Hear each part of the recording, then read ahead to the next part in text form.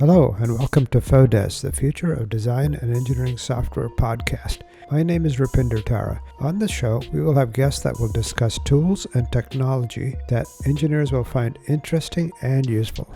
Jarek, nice to meet you. Yeah, nice to meet you as well. Yeah. Hey, thanks for being on the show. My pleasure. Jarek, where are you calling from? Cambridge, correct? No, I mean, I'm normally based in Cambridge, UK, that's correct, but today I'm in San Francisco. Are you? Yes. That would explain your LinkedIn profile, which had me confused because it's a Golden Gate Bridge. Oh, yes. That was actually, I took that picture last time I've been here, so 6 months ago or so.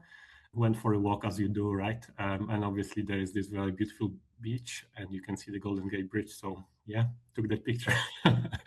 Yeah, absolutely. I'm on the other side of the bridge. Did you know Oh, are that? you? Okay, Yeah. I did cross the bridge a few times when I go for a run, because usually when I'm in San Francisco, I go for a little run, and then I usually run across the bridge, but literally go across the bridge, turn around, and then go back. Come back. Yeah. Okay. Yeah. So that's when you go over the bridge, that's Marin County. I've lived in a lot of places around the world. Not a lot, a few. I think that's my favorite one. It's beautiful. You should go out there more often. Nice. Yeah. Yeah. Yeah. It's very One nice. thing that I really want to see around here is the red pine, the redwood forest. Oh, I yes. haven't, and this is totally on my to-do list. I need to go and see that How long are you staying? until Saturday. Saturday. Mhm. Okay. All right. All right. All right. Well, very good. Very good. Well, and you're a runner too? Yes, although not a crazy runner. I do run casually. I do like the long distance running, so uh, more like tens of kilometers, especially off track. I really like running sort of in the wild or not on pavement. Okay. All right. Yeah. San Francisco has its marathon, as do a lot of cities. But it also has probably one of the oldest races in the world. You have to come back for the Beta Breakers. It's called Beta Breakers. And it's a short race. It's not like long distance. So if you're training for long distance, you could probably run this one easily. It's only 7 miles. It goes All from right, yeah. one side of the city to the other.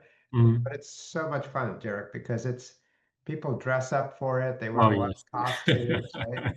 It's Yeah, a that's it's a common. running Like in party. London Marathon, people do the same thing. Like they dress up in a crazy costumes and then they run the London Marathon. Yeah. All right. Hey, our interests may have crossed many years ago.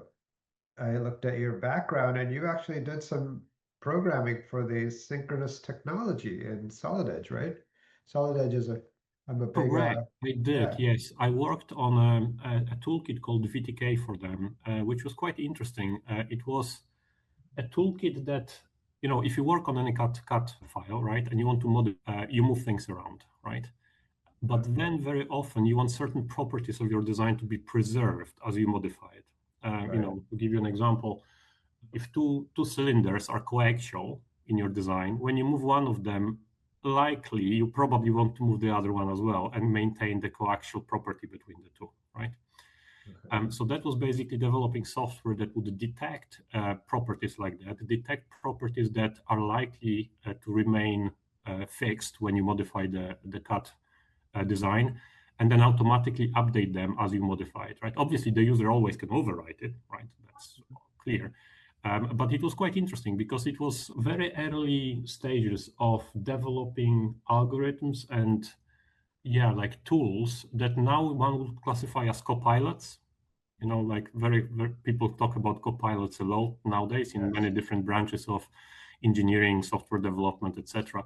And that was like quite an early attempt at doing that, right? It was software and algorithms that would help the engineer do their work quicker in an intelligent way. So yeah, that was quite interesting. I enjoyed it. It was yeah. in Cambridge. I'm always interested in people's background, especially when paths intersect. A little bit more about your background. You are initially, so I'm foreigner. I'm foreign to the U.S. So I always ask about people's origins. You're originally from Poland, right? Correct. Yes. Yes. Okay. Tell me how to pronounce your last name. That's the tricky one. Rzepecki. So RZ in Polish is pronounced Ż, like you can think like the French J, Jean-Claude. That's the same sound. Oh, okay. It's Okay. tricky. Like, if you don't know it, you will never pronounce RZ as Z, but there you go. Thank you. Thank you for that. And then you studied in Germany? Yes, so I did my master's in theoretical physics in Poland. So that was my master degree in a town called Toruń, which, by the way, is the hometown of Nicolaus Copernicus. So I did my master's in hometown of Copernicus, and then I did my PhD in Germany. So for my PhD, I moved to Munich, and I did my PhD in suburbs of Munich called Garching Forschungszentrum, where I worked on astrophysics. So my master's was in physics, PhD in astrophysics. Okay. All right. Now, is that when you worked with Siemens to? No, that was after. So basically, after I did my PhD, I've decided that I don't want to stay in academia and I would like to work in industry. The main reason being that I really enjoyed seeing direct impact of what I do. And in astrophysics, that's hard. Right? Yes. It's very interesting research. I mean, I have very high I think very highly of scientists in general. People who just spend their times pushing the frontier science. It's great. But like for me, I really lacked a little bit of seeing the actual direct results of what I do. Uh-huh. I decided to leave academia and join industry. And the first job I actually had was in video games, actually. Software development was always a hobby of mine. Since I Yeah. was like 10 years old, I was playing in assembler, writing like special like graphical effects on, like 16-bit computers and all of that. So it was always a passion for me to do that. So Good. then I thought, if not academia, then what kind of industry? And I thought, developing video games is as cool as it gets, right? I Exactly. So understand it because a lot of the graphical applications they are cutting edge on video games, absolutely. and but it seems I have to explain to people that might be listening, it's a big jump there between astrophysics and gaming, Yeah, right? yeah, Are you yeah. a gamer too? Casually. So I'm not a huge Fine. gamer. I do like video games, especially strategy ones. Okay. I do enjoy that, but I'm not a huge gamer, I would say. Okay. I would classify myself as a casual gamer. But you're Yes. absolutely right. The whole thing of scientific compute on GPUs, which is, the foundation of AI nowadays, right? Yeah. That Mhm. originated from video games. NVIDIA, Yeah. remember, NVIDIA was originally a video game company, right?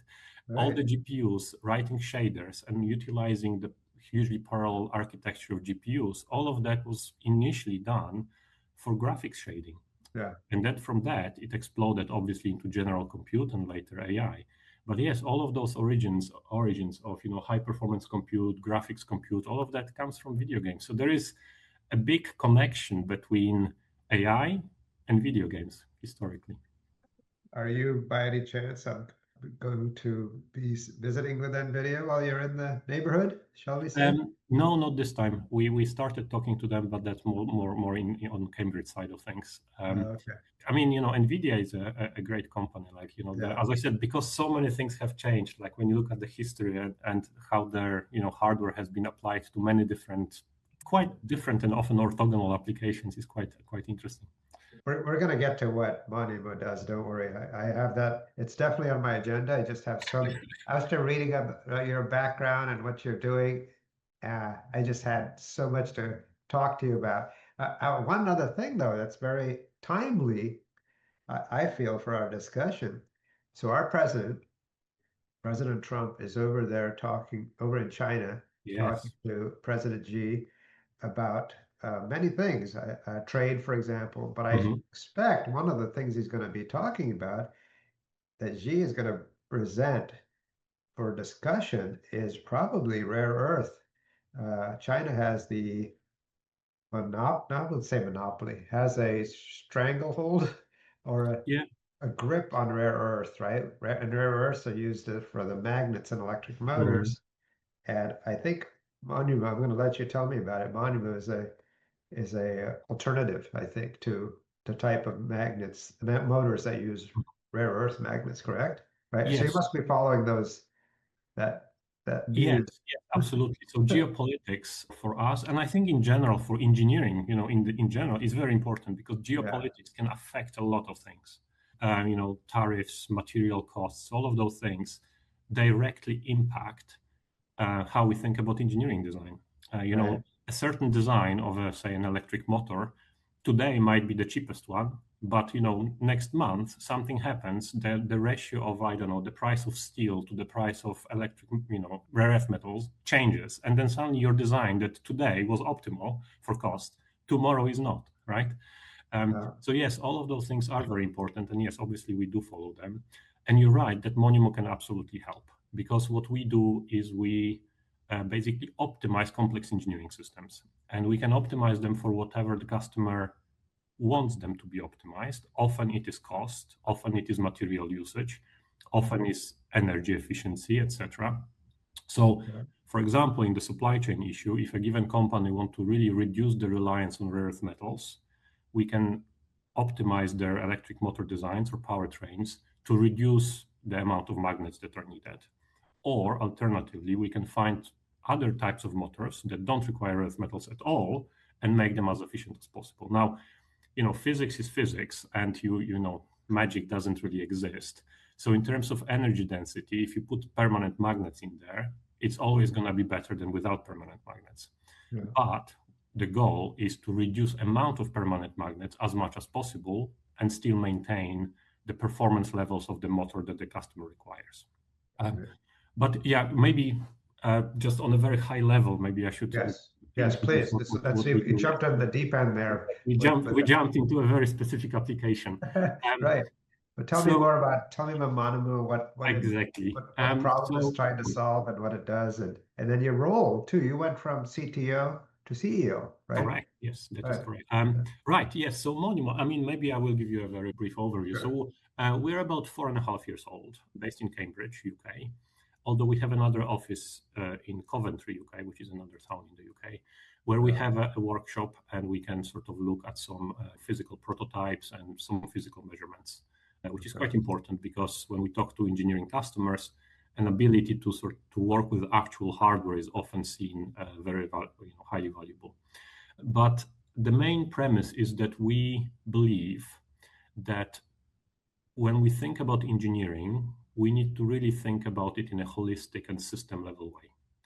And traditionally, a lot of engineering is done on a per component basis. And there are many reasons for that. There are reasons that are technical, and there are reasons that are organizational for that. It's very natural for humans.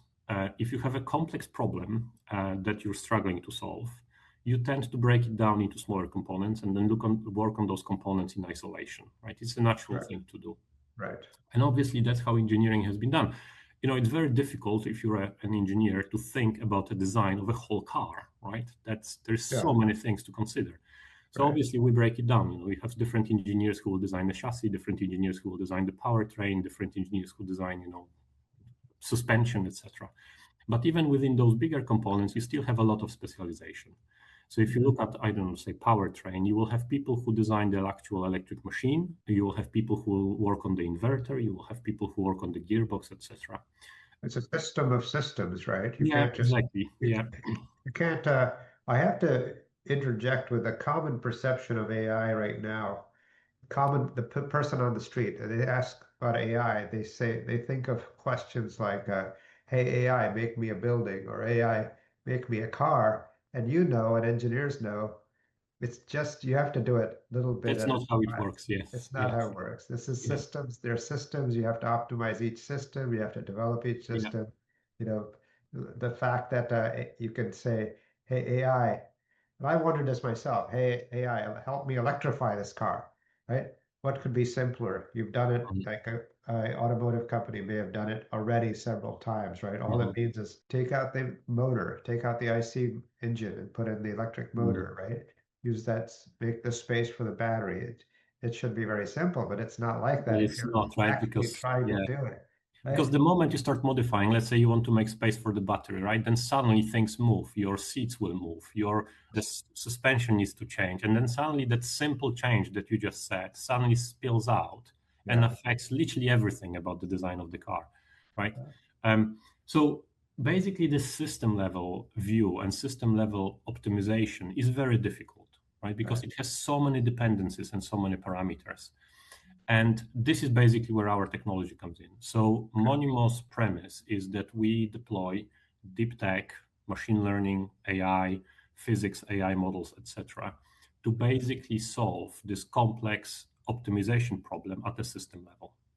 And we started by applying this to electric machines, so the powertrains, both in generation and in motoring space. But the goal is to apply the same approach to any complex engineering systems. By doing this system level optimization, that is exactly where we can then save, say, rare earth metals to customers, right? Because by looking at the system level, we can find trade-offs between the motor design, the inverter design, potential gear ratios, etc., that allow you to achieve the same performance of an electric motor in terms of torque, losses, etc., but with significantly fewer permanent magnets, for example, if that's what the customer wants. Okay, so Monumo's first specialization was really electric motors, correct? And Correct. now have you already conquered that territory, as it were, and now you're expanding to other systems, let's say not just in vehicles, but in aircraft and wherever motors are needed? Yeah, so first thing to note really is that electric motors are extremely common. They're everywhere. People often think about, oh, electric motors, you must be working with EVs. Yeah. And obviously we do work with EVs, but EVs is just one of the applications for electric motors. Electric motors are in washing machines, industrial pumps, power tools, robotics, right? drones. All the time I'm thinking about, I do a lot of, not a lot, but I work at what my favorite tools are my DeWalt electric drill. Yeah. And I see every model is getting smaller and smaller Exactly. and more compact. And it must be the motor, right? Yeah, exactly, right. The motor, probably the gearing, the integration of all of that. So basically, electric motors are in a lot of different verticals with a lot of different applications. Right. So in a way, our first target is all of the electric motors for washing machines, drones, robotics. We should definitely talk a little bit more about robotics because that's a very robotics. interesting. How many motors are in a robot? Like A maybe lot. A lot. Right? Especially the humanoid ones. That they have so many actuators. It's when I first learned that, I was very surprised.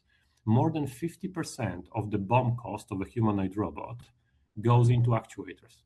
It's a very high number. Yeah. So any improvements that you can make to make those actuators cheaper, better integrated with the rest of the robotic design, the savings are really, really large. Yeah. So robotics is definitely a very interesting market for us. So is drones and the defense angle, obviously, as well. Right. Are most okay, you hear about drones a lot now with the military, with Ukraine, with the potential conflict with China and Taiwan. It's all going to be drones. Are they electric? Are most of them electric motor? Or Depends. So the really long range ones are usually not, Oh. but the shorter ones, say the interceptor drones or so, they're almost always electric. And in a way, for us, that's the nicest market to also work because if something is clearly defensive, like an interceptor drone, then in a way it's easier to work with purely defensive applications that are not offensive. Okay, I didn't realize so much of the cost in a humanoid robot was motors. I had the perception it was going to be the computers in a drone, right? No, what I'm talking about is the BOM cost. Obviously, there are then other costs in terms of actual development of algorithms and controls and all of that. But in terms of BOM cost, yeah, it's pretty high. Yeah. I read on your site that 50% of all electrical energy is used by motors. Yeah. It's crazy, right? Yeah.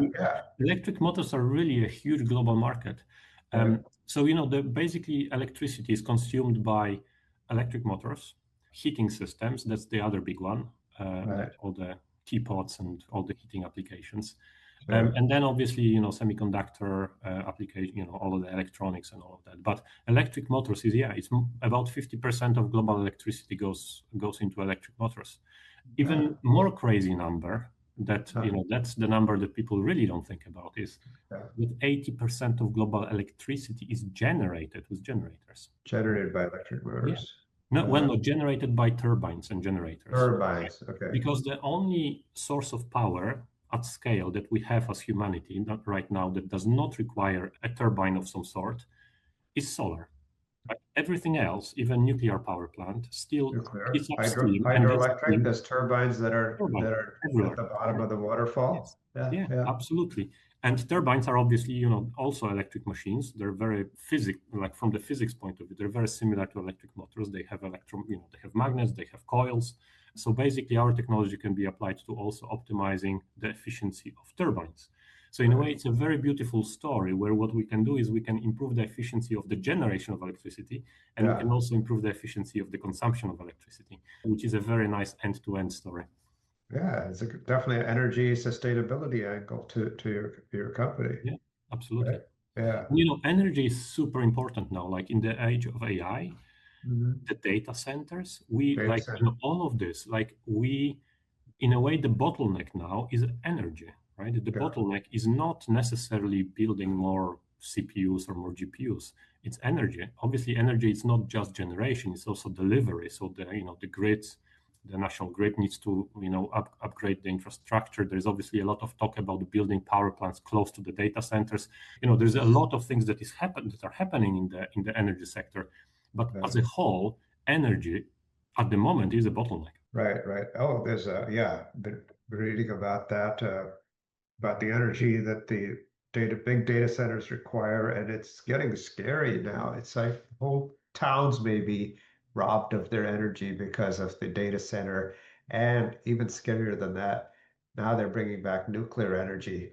To me, I know most engineers don't feel this way, but I'm not a big fan of nuclear energy. I feel like the genie's out of the bottle with that. I don't think we should be going that way, but it's bringing that prospect back to energy because nuclear plants can provide a lot of energy, right? Yeah, So, and clean, right? When everything goes well, it is yeah, clean. Um, yes, so yeah, absolutely. yeah, So in a way, anything that we can do to help with efficiency of electric systems, I think is hugely right, beneficial. yeah. So, what are the big drawbacks of the type of motor that you would be championing compared to the permanent? Is it called PM permanent motors? You have to remember you're talking to a mechanical engineer, not electrical engineer, right? So, Yes, so basically there are few main types of electric motors that people use. right, There is the permanent magnet motors, so the PM motors, and there are a few variations of those, whether the magnets are inside of the rotor or on the surface of the rotor. So there are variations, okay, but they all require permanent magnets. Um, okay, so that's one type. The other type is what is called wound rotor motors. So that's basically instead of putting magnets into your rotor, you put electromagnets. So, okay, basically the same as you have on the stator, you have electric, coils. You can do the yeah, same thing on the rotor. Now, the problem with that is that you then need to somehow supply electricity to a rotor that is spinning.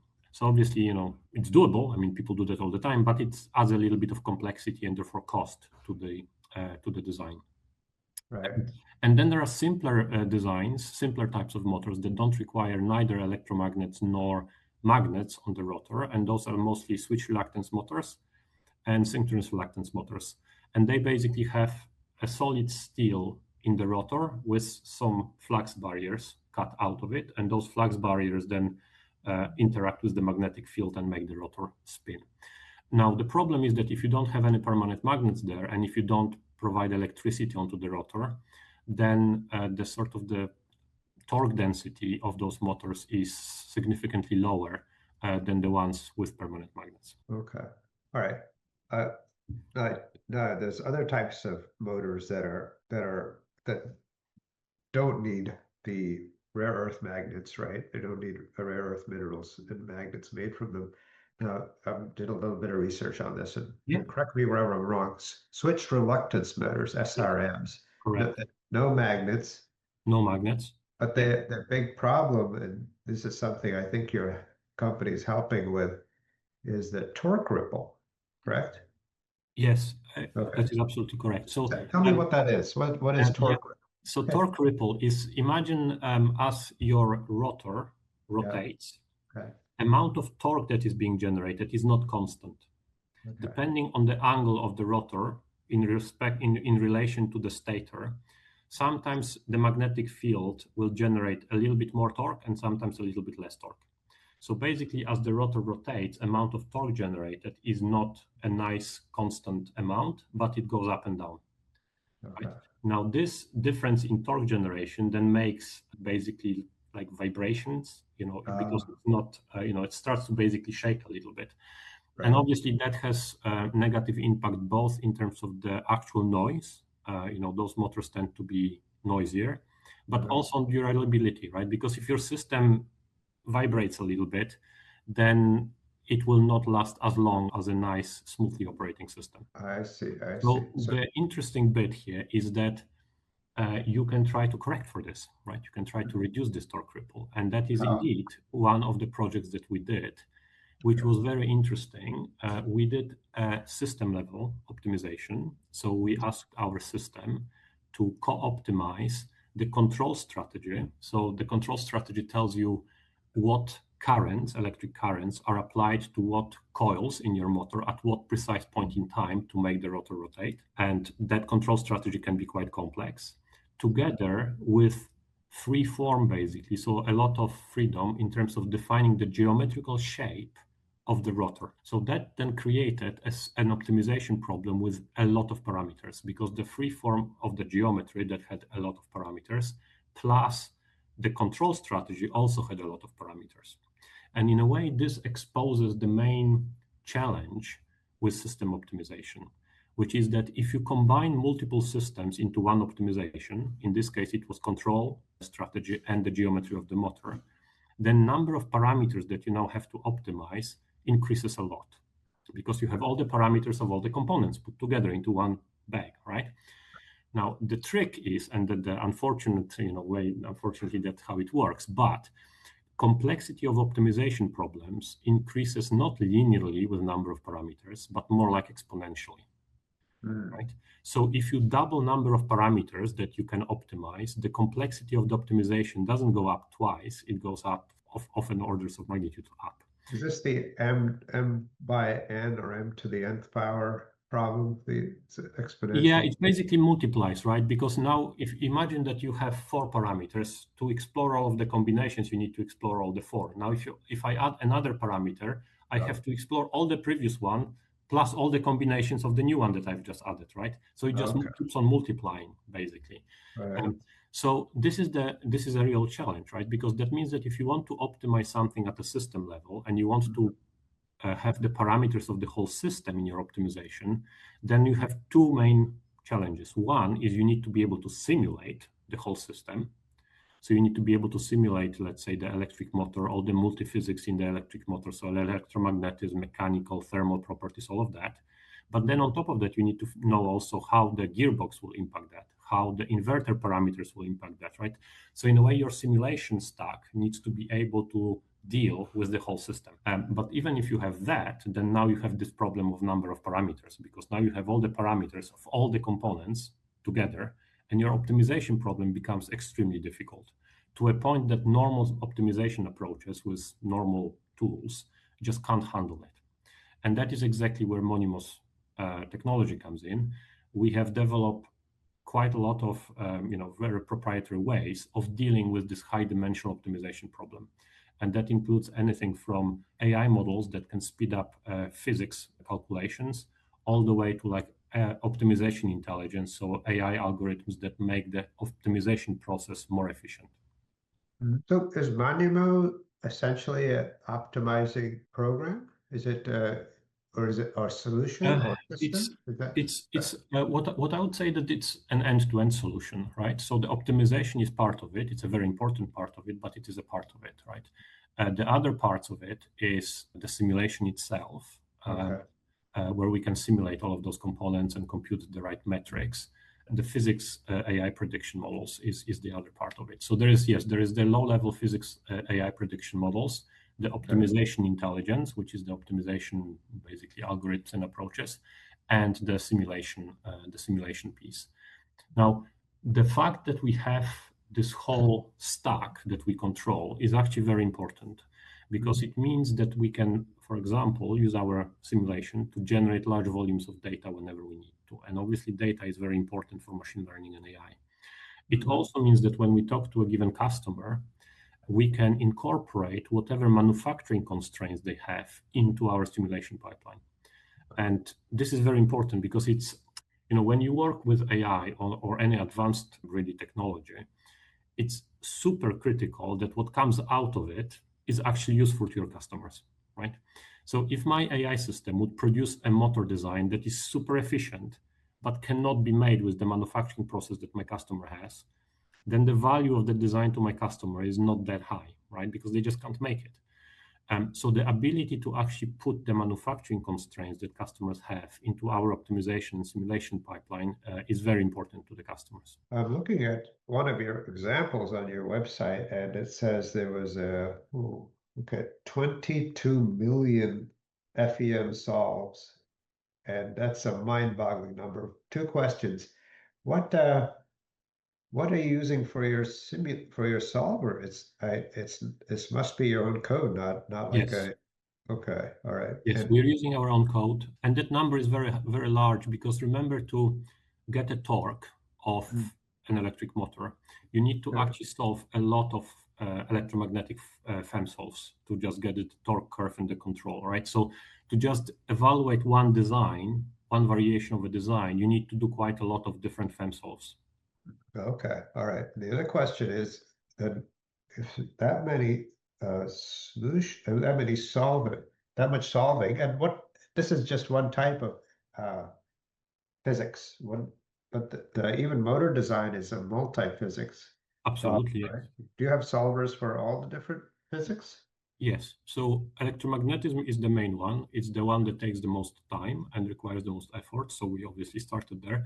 But as you said, electric motors are multi-physics problems. If you only focus on one of the physics and then you run an optimization on top of it, the optimization algorithm will exploit that one physics and break all the other constraints. So for example, a very, very, very standard example for that is, from electromagnetic point of view, it is the most optimal thing to move the magnets as close to the air gap in the motor as possible.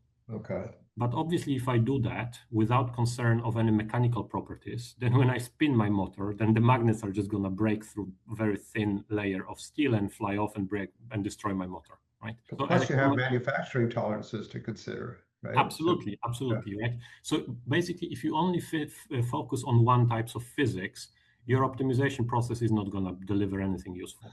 You need to really consider all the types of physics and all the manufacturing constraints at the same time in order to get an actual optimal solution that makes sense. So yes, we do that. We do mechanical solves, obviously, and we do thermal as well, because thermal is another very important one. Remember, once you increase the temperature of your magnets past the Curie point, then they just break and your whole motor is, you can throw it away. So you need to make sure that thermal limits inside of an electric motor are always obeyed as well. And that's very important. Okay. So my head is always elsewhere, up in the sky, because aerodynamics. I have an interest in aerodynamics, even though I have no talent in that space, but I'm always visualizing airflow. Do any of your solvers optimize for airflow, like CFD? Yeah, no, so at the moment we don't do CFD. We focus on mechanical, electromagnetic, and thermal. Although in the future we will, because the goal is to optimize more and more complex engineering systems, and obviously flow is important part for a lot of them. It is on our roadmap. Oh, okay. All right. So customers right now, the company has customers in the electric motors tier one space, right? Yes, so we have customers, both OEMs and tier one space, in electric motors across different sectors. So there is some automotive, some white goods, some other applications as well. Can't give you names because they're all very strict with NDAs. But yes, it's basically electric motors across different sectors. Okay, all right. So yeah, my wife drives a Tesla. I have to ask, what kind of car do you drive? Interesting. I actually was a very early adopter of a Nissan Leaf. So I got a Nissan Leaf a very long time ago, and I still have it. It's very good for local commuting within Cambridge, but the range was, it's good for local commuting, but not for long range journeys. So I also have a Tesla, yes. Okay. So I have a Tesla and a Nissan Leaf. Okay, all right. And I think Nissan would let you know if that would allow you to say if they were a customer. I don't think Tesla ever would. Probably not. Okay, all right. But I think so Elon Musk has always promised a better motor for his vehicle, right? Mhm. Is he talking about the type of motor we're discussing? This Um, Yes, I think that definitely. If you look at some, materials that are coming out of Tesla, they right. definitely spend time on optimizing their designs, and they also start to think more and more about the system level optimization.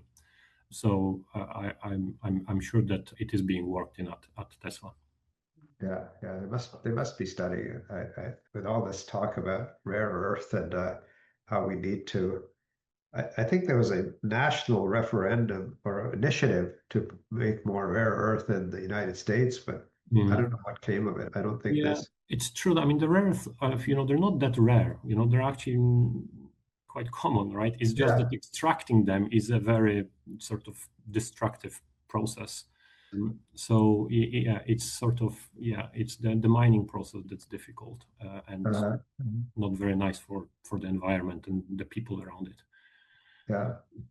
But But but yes, but good business opportunity, right? Because if people are exploring alternatives, then here you are with a way yes. to Oh, analyze for them, right? absolutely right. So we can do two things, right? If you still want to use permanent magnet motors, then that's fine. We can optimize those designs to make them more cost effective, use a little bit less magnets, make them more, energy efficient, and even 0.5% of efficiency that you can gain in your motor obviously translates into the battery requirements that you might have. And that obviously has very, has high value.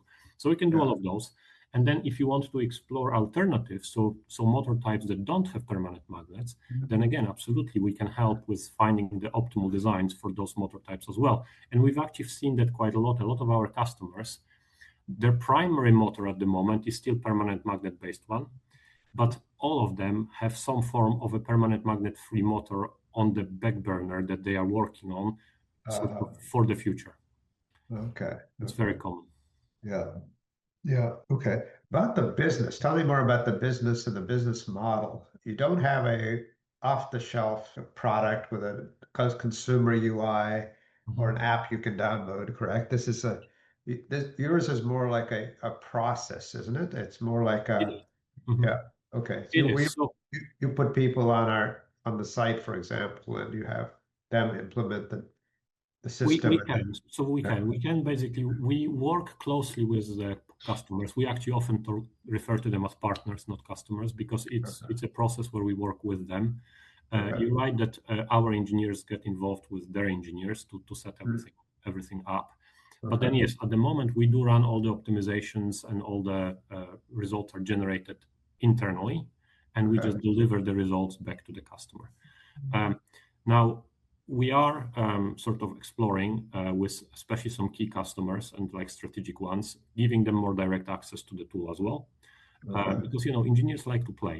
I Yeah. understand that. So yeah, no, totally relate, right? So we will be basically giving more direct access to what we have as well. It's just I prefer to start without it because then I didn't have to worry too much about the UI interfaces and all of that, and I could focus on actual technology that does the heavy lifting.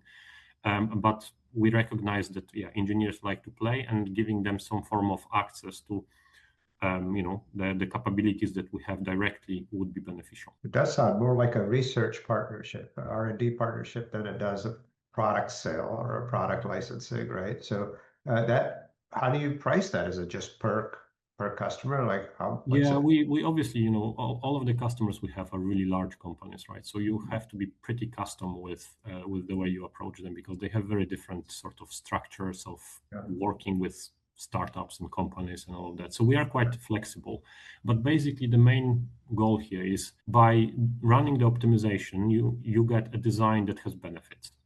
The Mhm. simpler one is the simplest one to sort of price in a way is the reduction in the cost of materials that are needed to build a motor. So once you know what is that reduction is percentage wise, and you know what the cost of the motor is more or less, and what are the volumes that the customer wants to make of that motor, that gives you a sort of an estimate of what is the value that our optimization has brought to the customer, right? Mhm. And then you can use that as a in a way baseline on figure out, okay, so what should be more or less the payment for Monumo in relation to that. Obviously, for what we charge is only a small fraction of the benefits that we bring, right? That's course. obvious, so Yeah. that everybody wins. But in a way, it is related to the benefits that we bring and the volumes of motors that the customers make. Do you see a future where EVs have a natural life? I always thought of the eventual solution being a energy cell, like a hydrogen cell, instead of a motor. Mhm. Do you have any? I know you're now living in this world with No, motors, so but what do you in a think? way, very good question, right? From Monumo point of view, it actually doesn't really matter that much, right? We don't really care that much about what is the source of electricity. We still want to optimize the electric machine itself. So whether it's hydrogen or a battery, it sort of doesn't Yeah. matter that much. We can actually even work with electric motors that are in a hybrid, right? That's also perfectly fine. Now, Okay. hydrogen obviously has problems with, I'm not an expert on this, obviously, but mainly purity of this, right? To get the purity that is needed to get the fuel cells that actually work is quite expensive. Mhm. So we will see how it goes. As a concept, it's obviously nice because it gives you a huge range and it gives you huge benefit in terms of how fast you charge your car. I mean, fuel it, right?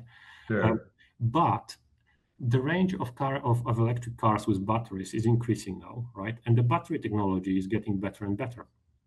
The car that I have, I get like, nicely, even without putting too much effort into, too much of an eco driving, I get like 250 miles out of it. Mhm. Perfectly fine.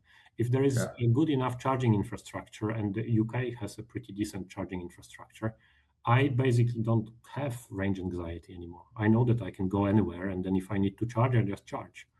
Yeah.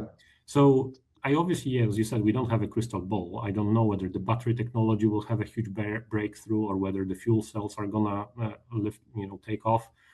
I don't Yeah. know, but I'm pretty sure that electrification is the future. What is the source of electricity? We will see. But Yeah. in terms of efficiency of converting that energy into mechanical motion, electric motors are just so much superior to the combustion engines, right? Right, right. You always see there's a long future ahead for motors, right? So, okay, I get it. Okay, so how you're in California? How often do you come to the Bay Area or Usually a few, California? few times a year, probably, yeah. I would Two, three say two, times a year? two, two, Oh, two, three okay, times a year, yeah. okay. Is that for customers or for funding or Both. So it's both? sort of customers and obviously talking to VCs as well. Silicon Valley is still, Right. the place for deep tech VCs, and we are a deep tech company, rooted in physical AI and engineering AI. So it's definitely something that VCs around Yeah. here are interested in. So for the old automotive trade, it was always the center of the universe was Detroit, right? Is there a center of the Mm. universe for EVs? It's Well, I China, mean, I would isn't argue it? that at the moment, the center of the universe for EVs is China. China, yes, Well, yes, I it is. mean, in the EV It's shifted. space, it Yeah, is, and Asia in general. I mean, obviously Korea is doing pretty well as well, but Korea. it What about is the US? Is there, do your customer travels take you all over the US or is it? and not really. It's Yeah. usually either Boston area or San Francisco area. Ah, yes, the two tech hubs.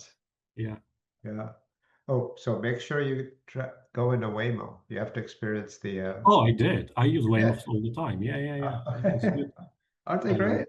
yeah, it's quite interesting. The first time I used one, I was a bit concerned for like about 10 seconds.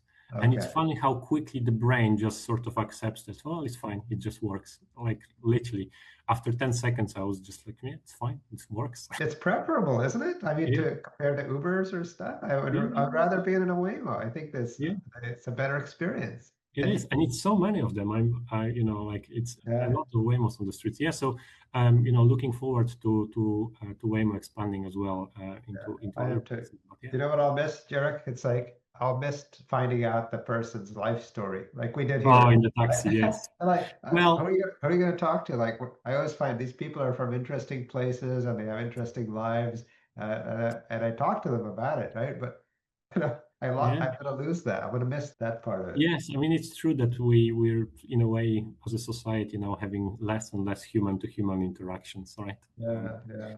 Which Okay. sometimes is a little bit sad. All right, very good. Well, thank you so much for telling me, for educating me on what your company does, and I'm glad I met you. Good luck with it. I think you have a great cause, especially the sustainability angle. I love that part. I think that is all too often now just submerged under other issues. Mhm. But we should be much more concerned about sustainability and climate than we are because of all these other issues. But I really appreciate your time, Jarek. It was great Likewise. to meet you. Thank you very much. Thank you Good for luck. having me. Good And luck with the company. we'll see you around. Yes. See you around. I hope so. All right. Bye-bye. Bye-bye. Thank you for listening to FODES, the Future of Design and Engineering Software Show, brought to you by Eng Technica. I hope you have learned of a new application or technology that will help you with your job. If you have an application you think would be of interest to other engineers, please let me know by emailing me at rupinder@engtechnica.com or message me on LinkedIn.